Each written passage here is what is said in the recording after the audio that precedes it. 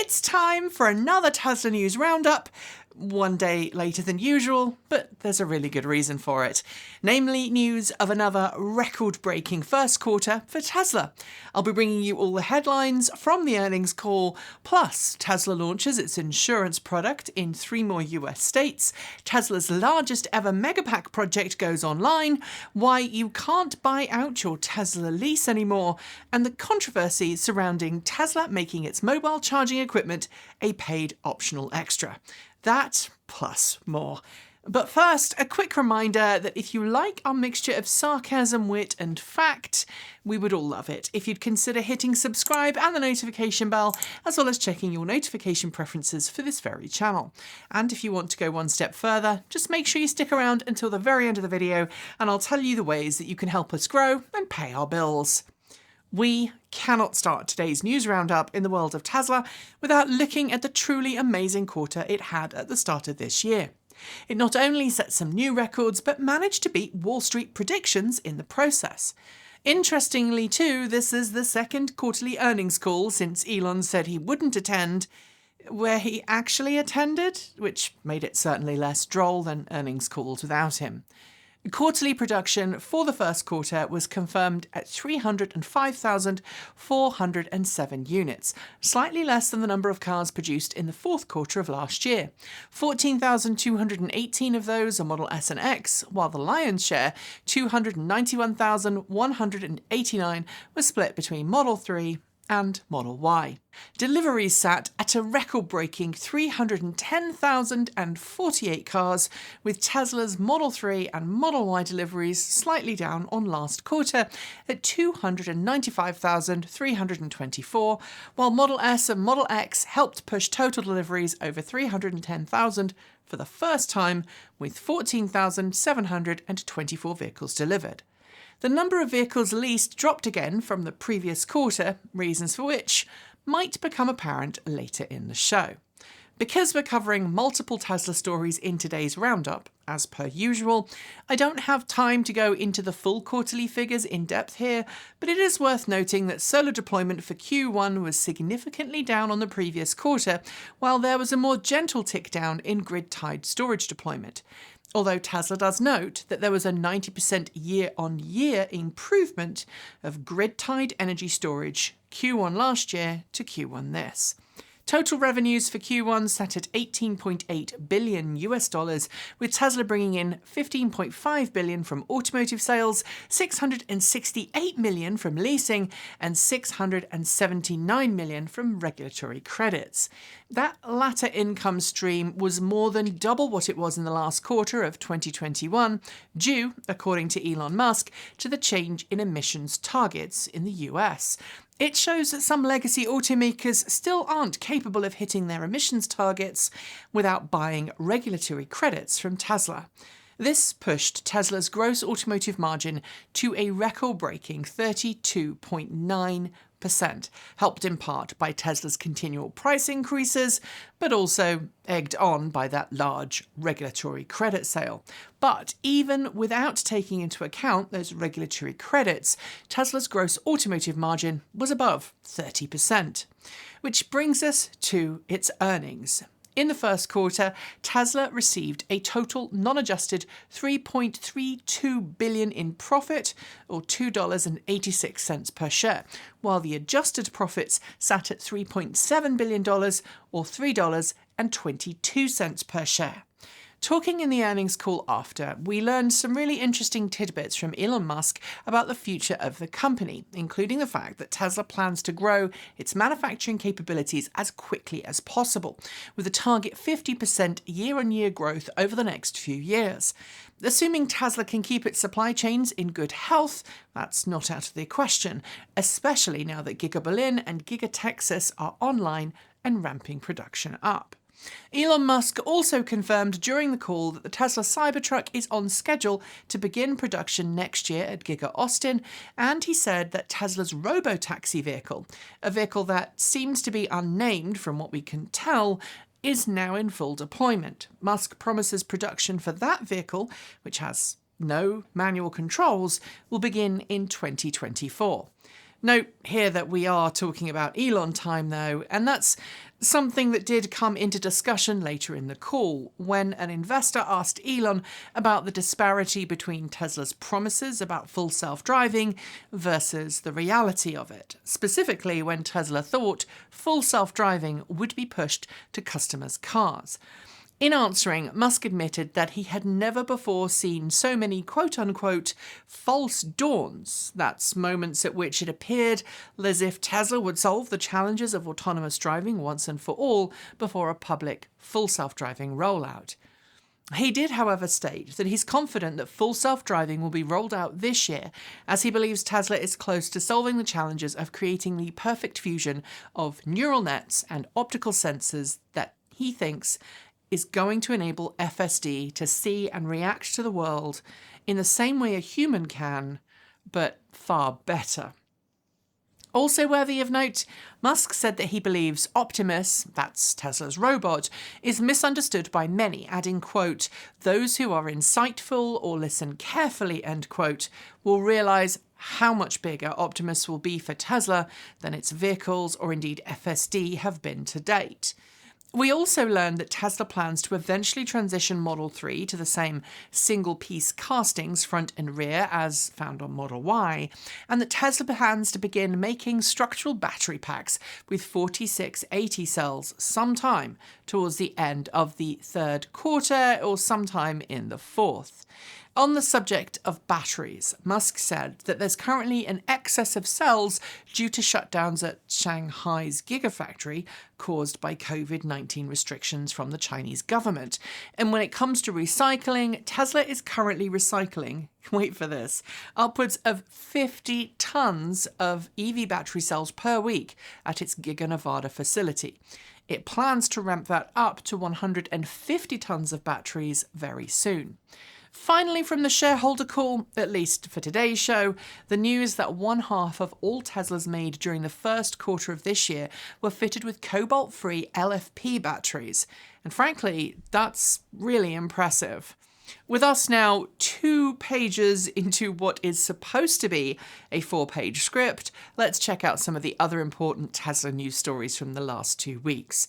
Although that script's probably going to be closer to 5 pages. We're going to start with the news that Tesla has launched its Tesla insurance product in 3 new US states, Oregon, Colorado, and Virginia. Making use of real-time telematics data from customers' cars, Tesla's insurance product boasts what it says is the lowest rates for Tesla customers, and is now available in a total of 7 US states, although California's implementation of Tesla insurance does not use real-time data due to California's regulatory constraints. Tesla's ultimate goal here is to have its insurance product available across all 50 US states by the end of this year, but like many things in the US, insurance regulations vary widely from state to state. So insurance underwriting has to be prepared on a state-by-state basis, and that takes a lot of time, money, and expertise. Tesla's largest ever grid-tied energy storage project, which we reported on during our weekend show a week or so ago as remaining offline following an unrelated electrical fire, has finally been switched on and connected to the grid. Located at the Moss Landing substation operated by PG&E, the facility is capable of storing 730 megawatt hours of power. That's enough to keep nearly 25,000 average US homes powered for one whole day. And by the way, the footage you're seeing right now is not of the Moss Landing station because Tesla hasn't made any available. Earlier on in the show, I told you that the number of people leasing Teslas rather than buying them has been dropping in recent months, meaning more people are either buying their Teslas through buying them directly or through some kind of finance through Tesla or a third party. And earlier in the show, I told you there was a really good reason for it, namely the fact that Tesla has pretty much stopped leaseholders from being able to buy their Teslas at the end of their lease period.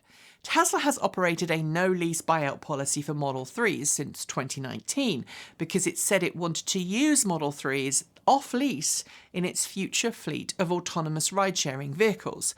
And with Tesla promising its own autonomous, purpose-built ride-sharing car, which is going to come with no manual controls, you'd have thought that it might have been changing its policy in favour of letting leasees keep their cars at the end of the lease period with a buyout. But it's actually gone the other way, telling lease customers they cannot buy their cars out at the end of the lease, regardless of what model they have. Why? Residual value. Basically, the resale value of used Teslas have skyrocketed, just as other used cars have over the last couple of years, and so Tesla can make a killing on selling its used cars at prices that rival what they may have originally sold for brand new. And frankly, since Tesla has increased its prices too many times to count over the last 3 years, buying a used 3-year-old Tesla at a price similar to what it was brand new a few years ago is still cheaper than buying a brand new one today.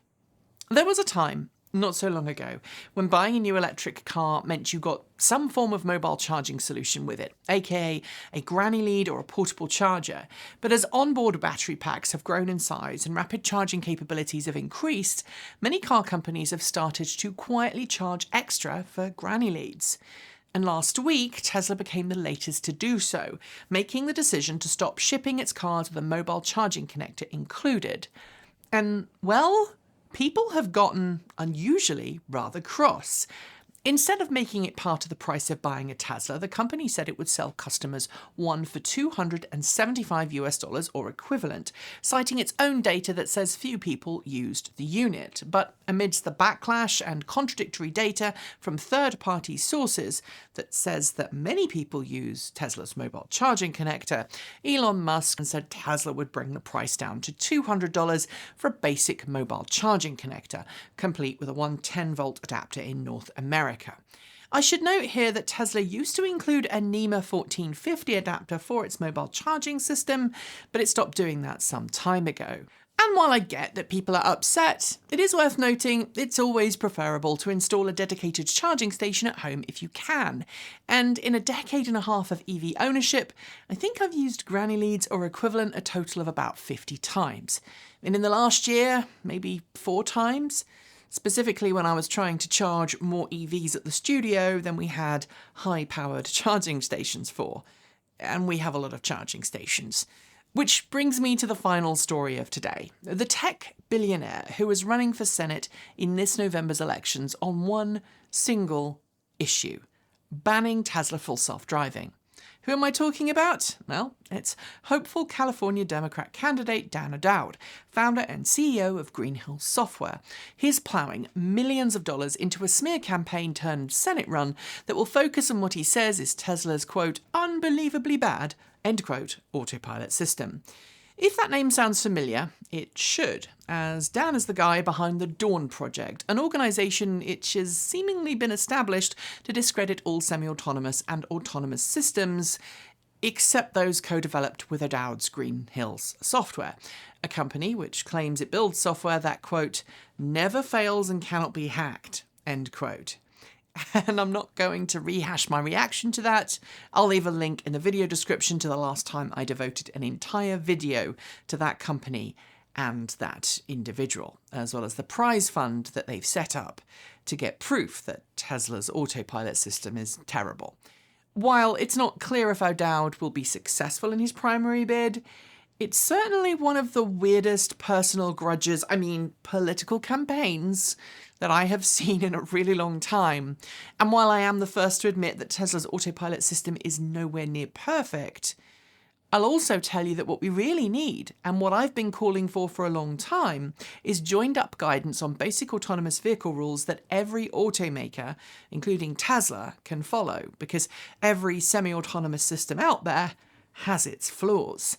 That's it for today's roundup. If you liked the video, be sure to give it a thumbs up and don't forget to leave your thoughts below or are free to join Discord chat room. There are links in the video description. I will be back in 2 weeks' time with another Tesla News Roundup, and of course, if you want a more generalised roundup from the world of cleaner, greener, safer and smarter vehicles, do check out our News Roundup show every weekend here on this channel. And don't forget that we produce videos every single day on this network for you to enjoy, ranging from deep dives and features to tutorials, unboxings and reviews.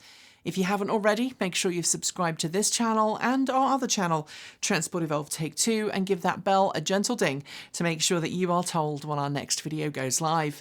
Thanks on behalf of the entire TE crew go out to the folks on my right for being our $15 to $49 a month supporters.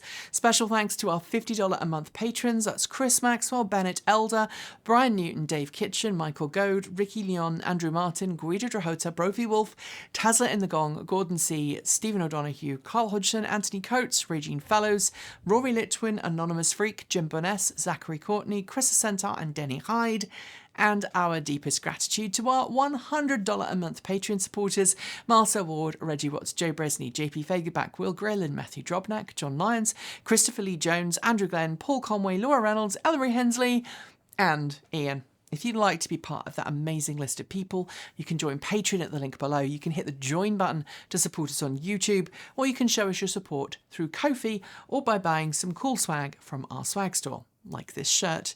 And if you are unable to support us financially, please know that just watching the video and interacting with us really does make a difference to our ad revenue. And if you haven't already tried it, why not try a super thanks if you just want to send some love just for this video? It's really easy to do, and it also helps the channel. Thanks for joining me, and as always, keep evolving.